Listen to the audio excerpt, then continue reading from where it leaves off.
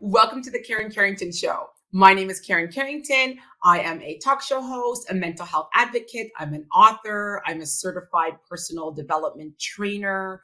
I am a certified cosmetologist, and I am your host for today, for all the time, actually. I've been your host since 2017. The Karen Carrington Show launched back in 2017. And the reason why I created the show is because I wanted to create a safe, judgment-free zone where people of all walks of life could come together and have authentic, vulnerable conversations. I'm a firm believer in stories matter.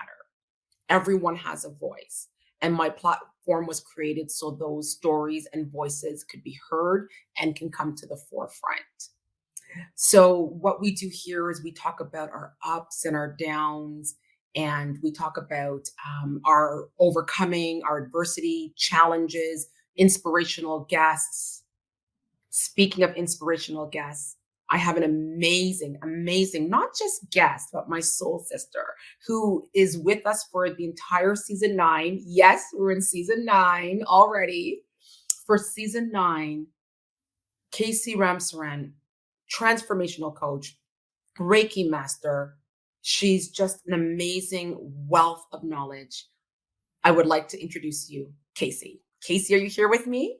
I am. I love our time together. Honestly, I have an extremely busy day all the time.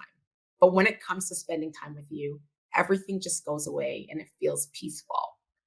You bring me peace. You bring me joy. I'm so honored to be your friend and to be your host for today. Well, and I love your energy. So that definitely makes it a whole lot more.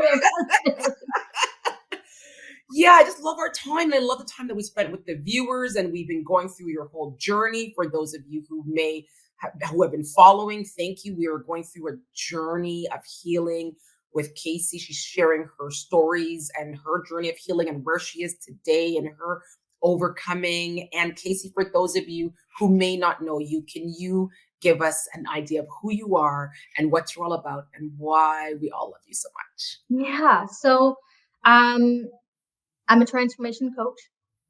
And really what that is I hold a space, as part of being a Reiki master as well and an intuitive energy worker. I don't heal, but I hold space for people to heal themselves. And so I use the modalities of, coaching as being a certified coach and really working with so many people from all different walks of life, but then also connecting to that inner healing and that connection that my clients are looking to go deeper with themselves and to shine light on their shadows and to have those in-depth conversations. And so a big part of what I do is to hold space for people to unmask themselves, to accept themselves, to understand themselves, and thereby transforming themselves. I love that word. I love that word, transforming. Yeah. That is such a word that I resonate with, especially with everything going on in the world. That's exactly why I wanted to create season 9 to be a season of transformation. That's what this series is about. I understand there's a need for these conversations that you and I are having. There's a need for transformation. There's a lot of change going on around. Yeah. And sometimes it's really hard to accept change, especially change at such a rapid pace. Mm-hmm. Is there a difference in your opinion? Is there a difference between change and transformation? I would say, I think the transformation part, in order to transform, you have to change. Mm-hmm. So I think that's how I would probably put it. Mm-hmm. I think they go hand in hand. Because in order to transform, you have to look at the things that need to change in order to get you, right? It's like the cocoon and the butterfly, right? So, for me, and it goes back to us talking about, rather than not being ready, but like making that decision to say, okay, what do I need to change in order to transform? And I think the transformational piece is not really so much transforming, but really kind of uncovering who you already are, you Mm. know? And for And I those of think, us that don't know how to do that, that's where you come in, right? I noticed yeah, you're really good at that. yeah, because, myself included, we have spent so much time masking our identities just to fit in, from the job to the friends to the relationships, putting on a facade and convincing ourselves that we're this person. And, you can only live like that for so long Mm. until, for me at least, it was the anxiety that was my trigger to let me know that you can't keep hiding. You Mm. can't keep, um, you know, not choosing to look at the parts of yourself that you're convincing is the right thing to do versus living from a place that feels good. Was there a time in your life that you did that? Was there, I know for those of you who were following along, we talked about um, how the marriage that was to be ended without beginning, Yeah. and then after that, was there another incident that brought on more anxiety? Yeah, I think it was a lot of things, right? So I mean, if I kind of fast forward on my journey, that whole um part of my life, led to me spending time alone and, you know, really putting myself in that state. And then, eventually I found myself in a wonderful relationship. Mm. Um, and, I had a job that I wasn't happy in. And so there was a lot of things after the fact that I fell into, and they felt good at the time. Mm. And, it's kind of like that band-aid, that you put on, and, you try to go find something else and you're like, yeah, this feels really good. Life must be good. I must have solved it. Yeah, this feels awesome. And we do that all the time, right? And sometimes even with the simple things like shopping and this and that, you're like, yeah, it feels so good. Mhm. And I did all of that. I had a new job. I had a new relationship. I started to do a lot of projects. And so there was a lot of temporary highs.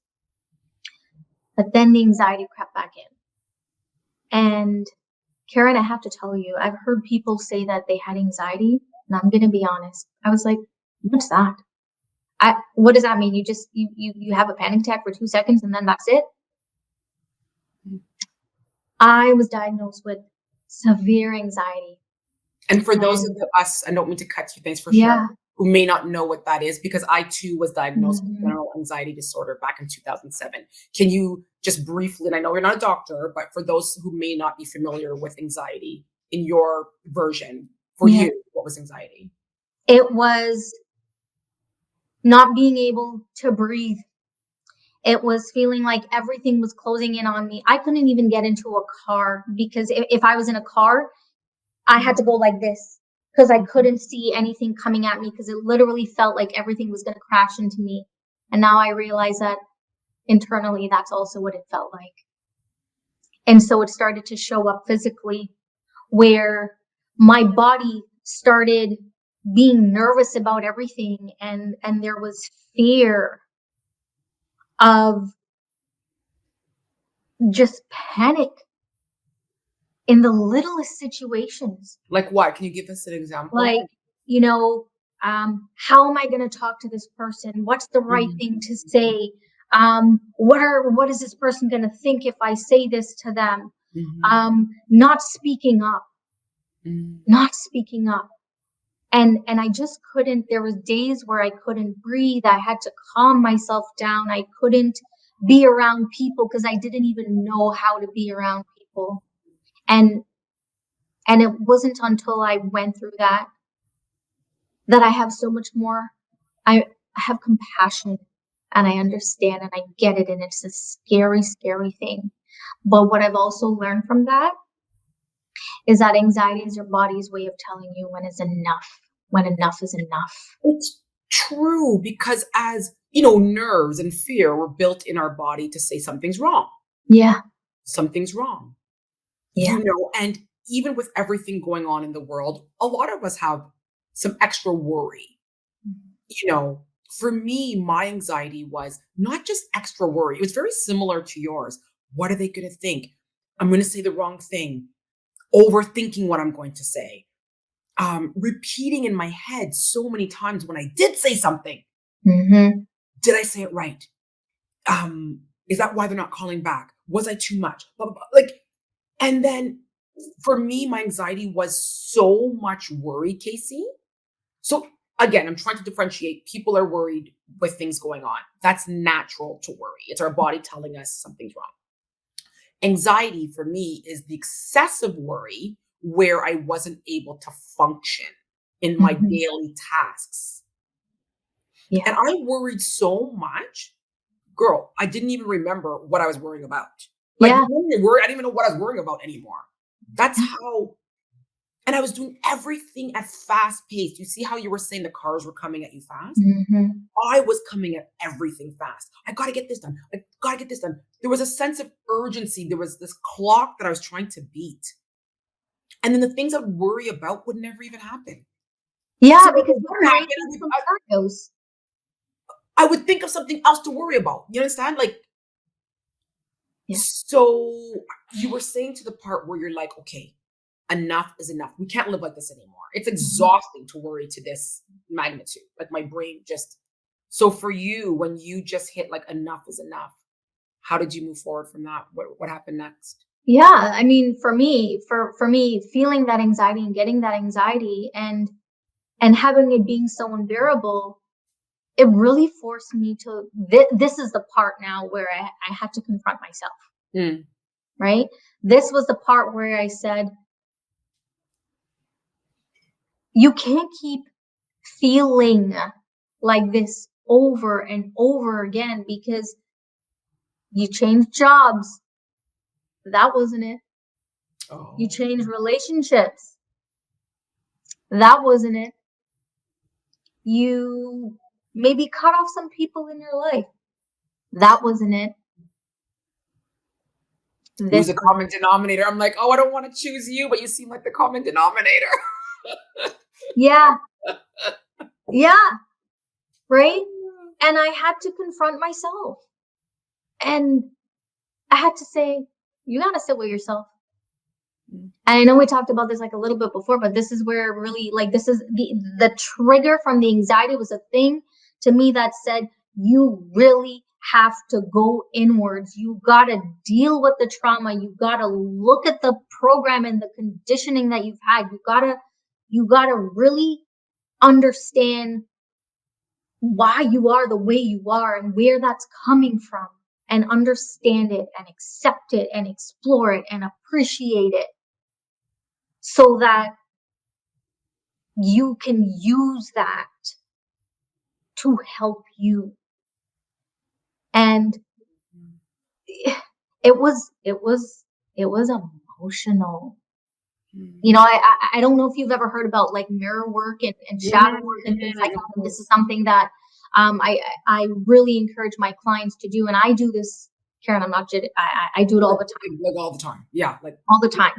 I look in the mirror and remember how I said, like, I think in an episode before I looked and I was like, ew, you know, like who is this girl? Like, I wouldn't want her. And so I had to show up in front of the mirror, you know, even when I had those moments of anxiety and say to myself, you're safe. You're going to be okay. Nothing is wrong. You know, what is happening here is not what's actually happening to you. And I started to have a dialogue with myself. I had to be the savior in my own rescue. Wow. I had to rescue myself. You know, everybody wants somebody to save them. You always say no one's coming to save you. And as negative, it doesn't sound negative. It sounds like, look, it's the truth. No, it's the truth. Everybody wants to be saved, but nobody wants to participate in their own rescue. That's the truth. Whoa. I'm sorry. See this mic? I'm about to drop it like on the floor, okay? Yo. Somebody come save me. Somebody come save me. You come save me. You tell me what to do and I'll just do it because I don't want to do it. So you don't want to take ownership and you So don't want to take why? responsibility for your own rescue. Okay, well, let's see how that works out. Let's just see how that works out for you. Let's just see how many times you want to go through the same thing over and over again because you want somebody to save you. You Because know, it's easier. I'm laughing because the way you're saying it, let's call it what it is. It's true. Yeah. There's this sense of obligation. I'm not speaking for all of us, not everyone, Mhm. but there's a sense of obligation and entitlement that the world owes us something. That the Yeah, world owes us something. The world owes you nothing. The not a world thing. owes you nothing. No. You owe everything to yourself. And this is what it goes back to giving to yourself and understanding how to give to yourself and listening to what you need to give to yourself. Because you're, again, let let the guy do it, let the girl do it. Do it. Let the pastor do You it. Let gotta give me the this. whatever, you know? It's And what self. I love about your client sessions is that, for all the clients you have, is that you have your clients, you're there to hold the space, but you don't tell them what you don't tell them what to do. You No. hold that space. Yeah, I don't. And you know, the beautiful thing about the energy part and the intuitive work that I do is it's mind blowing to me sometimes. And every client is different, so I'll preface that. But you don't realize sometimes the subconscious memories and the trauma that you push so far down inside. And you know, sometimes when I get that from my clients, and I'll get stuff that is going back to like childhood. Yeah. And then we talk about it. And, you know, they're like, okay, well, you know, this happened to me and I felt abandoned. And so they've lived Mhm. all their time feeling abandoned and acted out of that place, or they've had fear and everything they do is built up in this defense mechanism. And you don't even realize that half of the problems you have is because you refused to look at yourself and you're looking at everybody else. And you know, I learned something, so I won't take credit for it, but I tell this to all my clients and I remind myself of it. When you point a finger like this, how many more are coming back at you? Oh yeah. And we never take the time to, when we get triggered, I'm gonna put this down. So, Oh yeah, yeah. Sorry. I was like, but we always go like this. And we never bother to go inside to say, you know, when the anxieties creep up, it's because, you know, ego creeps in too, right? And it's like you get defensive and all these things, and you don't even stop to ask yourself why. You're quick to go like this. And this is why I really believe we don't get to heal, because we're so focused on trying to blame every person, and you don't even want to look at yourself. I gotta look at myself every single day. So I gotta like what I see, even the parts that I'm just like, you did some stuff today. And true. I gotta own it too, right? You gotta, When yeah, not just look when at it, but look at it and own it and assess it and be okay if you need to revisit it yeah, over and over. Mirror work is like not just daily, like multiple times a day, looking mhm, at yourself and feeling, and you're gonna feel some discomfort when you look at yeah. that stuff. Some stuff's gonna come up that you wish you could just shove back down. But Oh, it's I cried when I started it. I cried like the snotty cry girl, like the snotty cry. oh, it was the ugly cry. I was like, oh my god, I love you. Mm, And I had to. It started off by me trying to, you know, when I would tell myself I was beautiful, I honestly really didn't believe it. That's the mm, truth. mm. I really didn't. This beautiful hair that I've been blessed with, I actually hid this for almost 2 years because I thought it was ugly.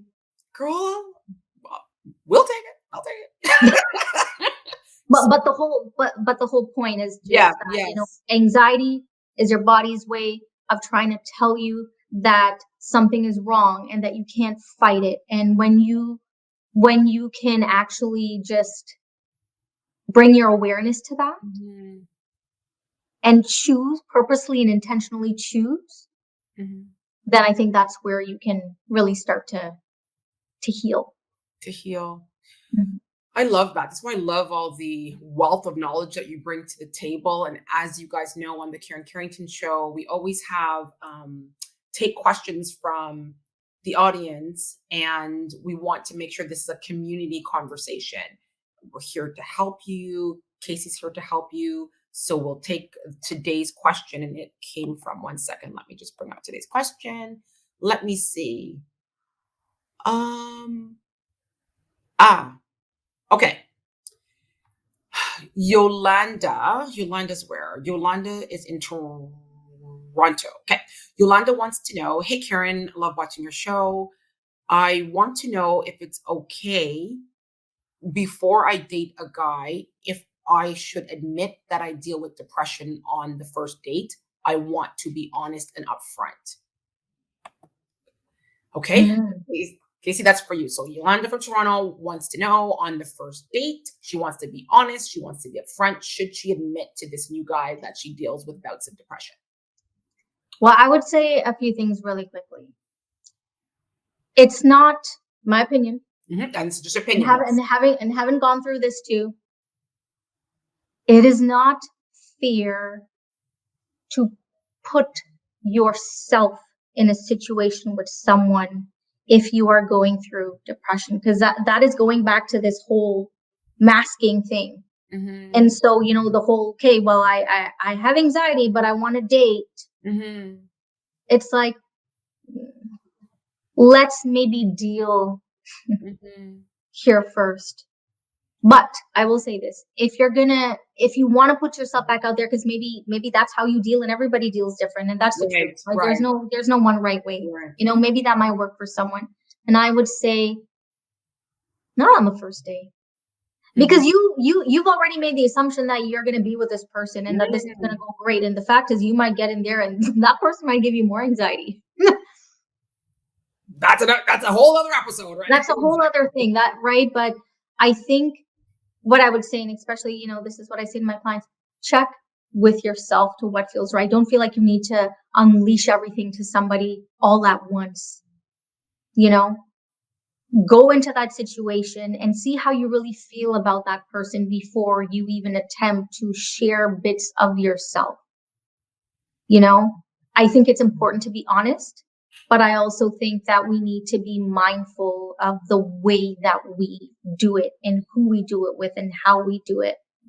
So I would say, I think maybe in time, if you really feel that this person is somebody that you want to explore with, then yeah, I think it would be important for them to know, because if you have those moments, then they could be like, oh my, how do I hold space for this person?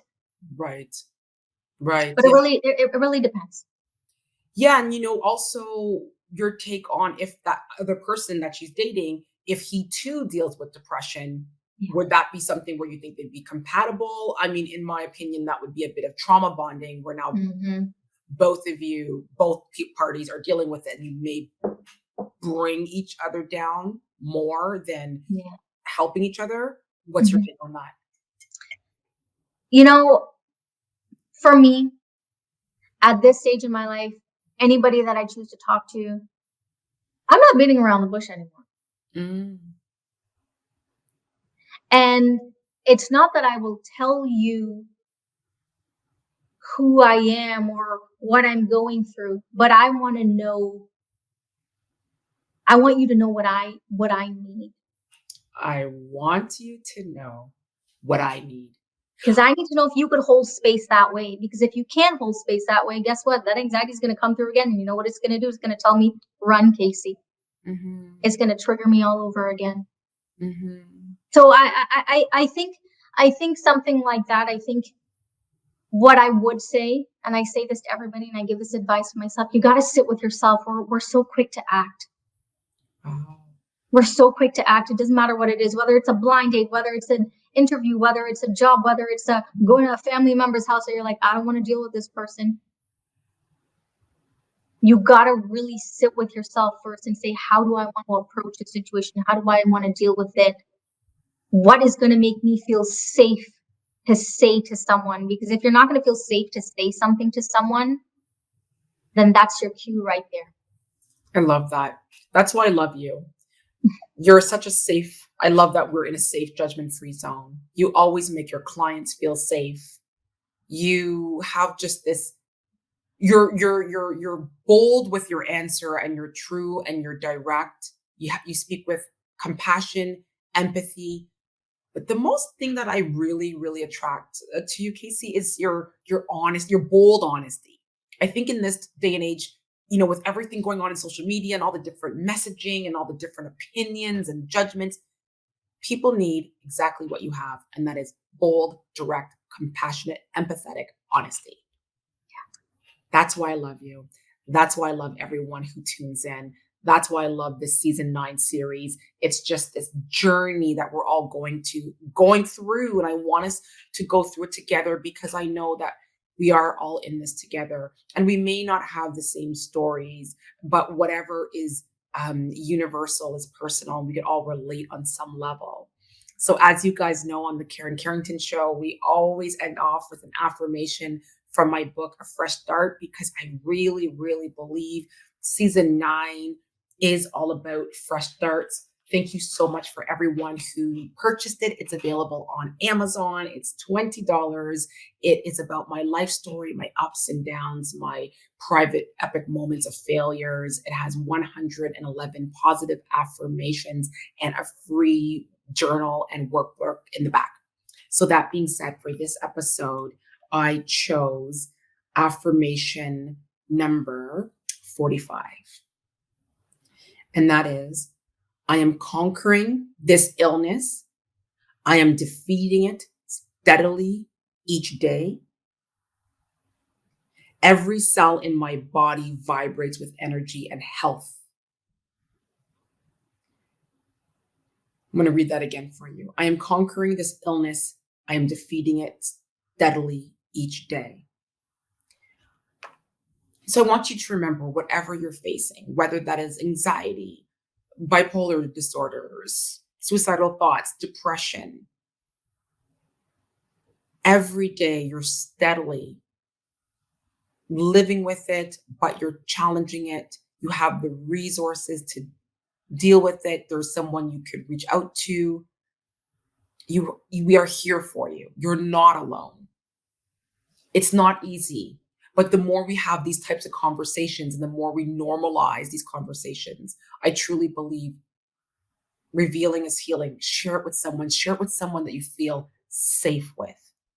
And I promise you, you're on the road to recovery. So that is it for the Karen Carrington Show. We will be back for season 9. We will have more of this journey and stories and overcoming. That's it for us. Same time, same place, same positive energy. Love you guys.